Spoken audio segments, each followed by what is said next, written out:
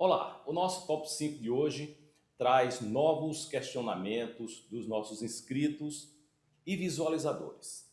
A partir desses questionamentos, nós levamos até você informações valiosas que podem fazer a diferença em um determinado momento. Então, nos ajude a disseminar esse trabalho de levar informação a quem necessita, fazendo o seu comentário, dando o seu like e se inscrevendo no canal. E não se esqueça de acionar o sininho das notificações. Faça você também parte dessa corrente.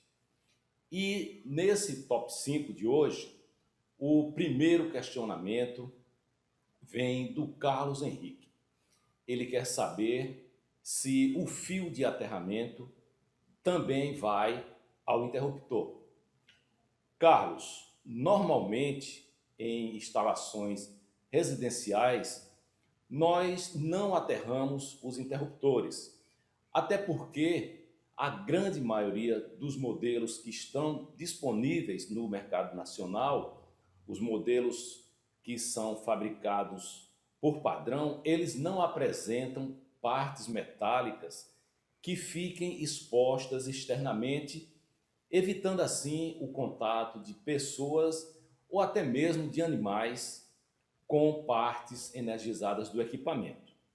Mas quando os interruptores são instalados na área industrial, principalmente naquelas áreas denominadas áreas classificadas, aonde há riscos de explosões, aí sim há a obrigatoriedade de se fazer o aterramento dos interruptores, porque nessas áreas os interruptores têm uma configuração completamente diferente daqueles interruptores que nós usamos nas instalações residenciais. Veja que o interruptor industrial, diferente do interruptor residencial, ele já traz um conector de aterramento no seu corpo. O corpo desse interruptor é um corpo metálico e também é um dos motivos que ele deve ser aterrado. E esse aterramento é conectado nesse conector de cobre que está sendo mostrado aí nessa gravura. Resumindo, nós teremos aterramentos em interruptores apenas nessas condições que foram mostradas. O nosso top 4 traz um questionamento muito comum. O Marquinhos Fernandes, ele pergunta se o sinal positivo, o sinal de mais, é a fase ou o neutro em corrente alternada. Fernandes, nós temos um vídeo aqui no canal e eu vou deixar esse vídeo aqui na descrição, porque ele tem muito mais informações, tem muito mais detalhes que irão esclarecer essa sua pergunta. Mas nesse momento eu posso te adiantar que na corrente alternada não há fio positivo ou fio negativo. Isso por conta da frequência. Você já deve ter escutado alguém dizer que a frequência da corrente alternada no Brasil é de 60 Hz. Eu digo no Brasil porque em alguns países essa frequência pode ser de 50 Hz. Quando eu afirmo que a minha frequência é de 60 Hz, isso quer dizer que as polaridades dos fios fase e neutro, elas vão se inverter 60 vezes a cada segundo. Então, no momento que o fio fase está positivo, o fio neutro está negativo. Quando essa condição se inverte, o fio fase passa a ser negativo e o fio neutro passa a ser positivo. E essa inversão, ela é feita, como eu já disse anteriormente, 60 vezes a cada segundo. É muito rápido.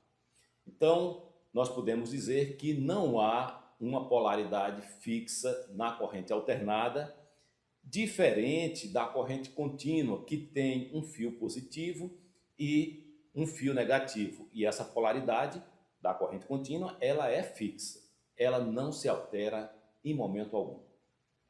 No top 3, o Carlos Vieira quer saber por que os equipamentos que funcionam com corrente contínua, eles são alimentados em uma tomada de corrente alternada. Em que momento é que é injetada a corrente contínua nesses equipamentos? E essa é uma pergunta muito inteligente. Carlos, os equipamentos eletrônicos, eles recebem sim a corrente alternada a partir da tomada, mas essa corrente alternada ela vai até um determinado estágio dentro da placa do equipamento, da placa eletrônica, onde vai haver um transformador que abaixa a tensão para os valores que serão utilizados e juntamente com diodos e capacitores, ou até mesmo usando apenas uma ponte retificadora que já inclui todos esses componentes, esse transformador vai transformar nesse ponto a corrente alternada em corrente contínua. Basicamente, o funcionamento se dá dessa maneira. Entra na placa do equipamento a corrente alternada. Nesse estágio de retificação, a corrente alternada ela é transformada em corrente contínua e a partir desse ponto, todos os componentes internos desse equipamento vão receber a corrente retificada, a corrente contínua. O nosso top 2 traz os questionamentos de 2 inscritos que têm o mesmo foco. O Leonardo e o Cléo Portela querem saber em que condições teremos 380 volts entre fases e 220 volts entre fase e neutro. Eu vou deixar na descrição aqui embaixo o link de um vídeo que faz uma explanação bem mais detalhada a respeito desse assunto. E aqui nós vamos dividir a resposta em 2 etapas. Primeiro, vamos à pergunta do Leonardo.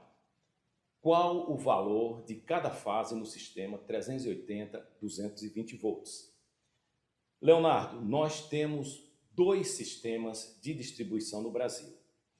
220-127 volts e 380-220 volts.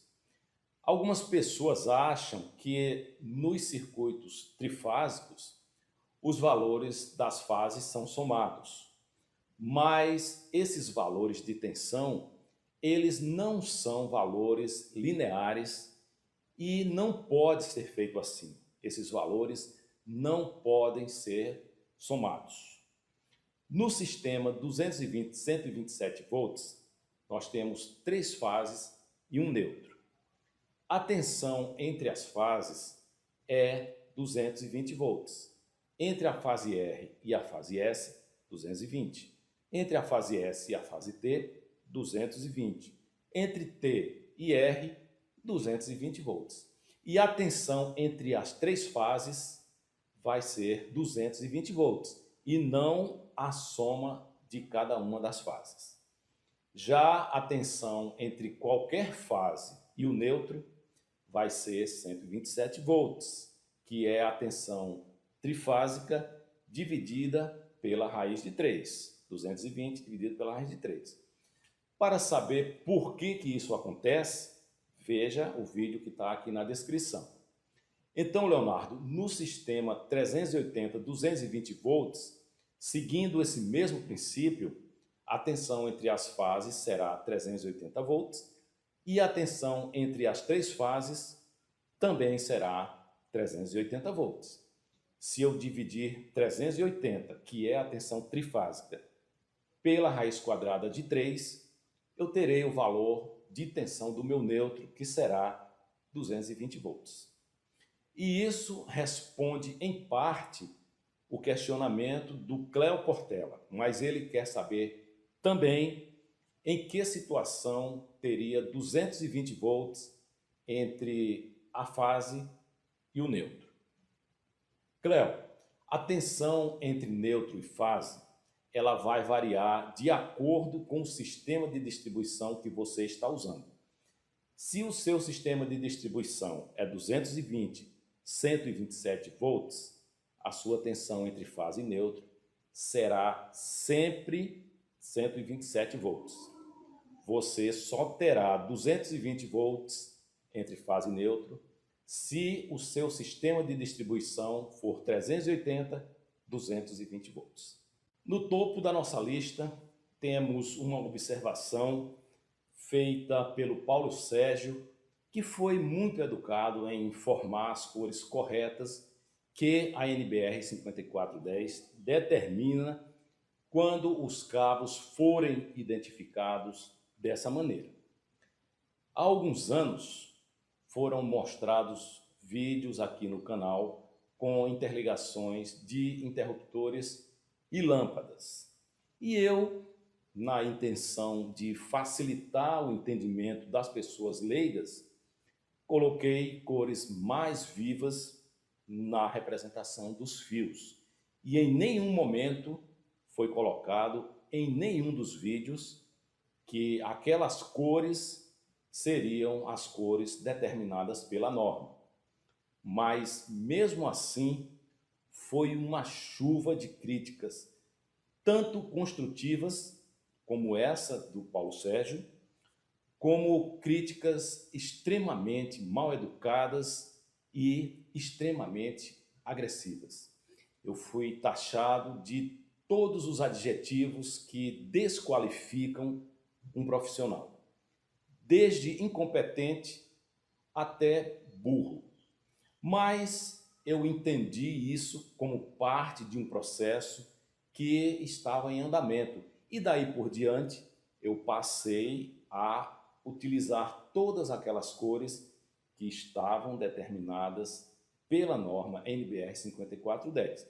Inclusive, fizemos um vídeo falando exclusivamente da identificação dos cabos por cores nas instalações elétricas, que inclusive está na descrição desse nosso vídeo de hoje.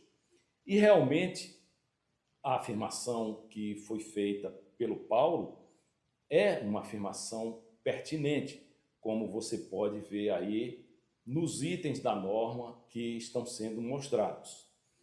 E resumindo tudo isso, nós podemos afirmar que o fio-fase ele pode ter qualquer cor, desde que essa cor não seja as cores determinadas para o neutro e para o aterramento. O fio neutro ele deve ser azul claro e o fio de aterramento deve ser sempre verde. O fio de retorno ele segue o mesmo princípio do fio-fase e também pode ser de qualquer cor. Esse foi o nosso top 5 dessa semana. Mande o seu comentário ou faça o seu questionamento. Eles podem aparecer no nosso próximo vídeo. Um forte abraço a todos e até lá!